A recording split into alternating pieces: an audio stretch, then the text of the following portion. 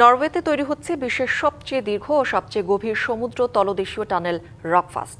সমুদ্রপৃষ্ঠের ১,২৮৬ foot গভীরে নির্মাণ হচ্ছে ২৭ কিলোমিটার দীর্ঘ এই টানেলটি। বিশ্বের সবচেয়ে গভীর আন্ডার সি রোড টানেলের তকমা পেতে যাচ্ছে রকফাস্ট।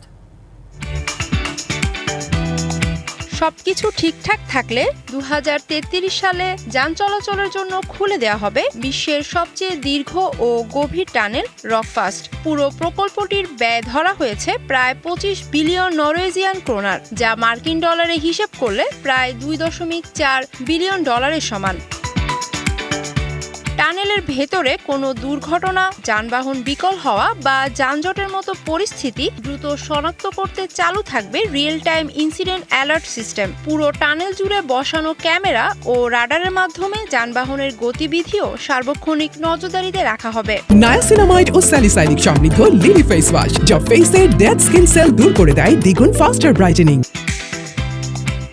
সমুদ্র তলদেশের অংশ সহ বিশ্বের সবচেয়ে দীর্ঘ টানেলের স্বীকৃতি রয়েছে জাপানের উত্তরে অবস্থিত সেইকান টানেলের দখলে। শুধুমাত্র রেল চলাচলের জন্য নির্মিত জাপানিজ এই টানেলটির দৈর্ঘ্য ৫৩.৮৫ কিলোমিটার। তবে গভীরতার দিক থেকে রকফাস্ট সেই টানেলকে ছাড়িয়ে যাবে।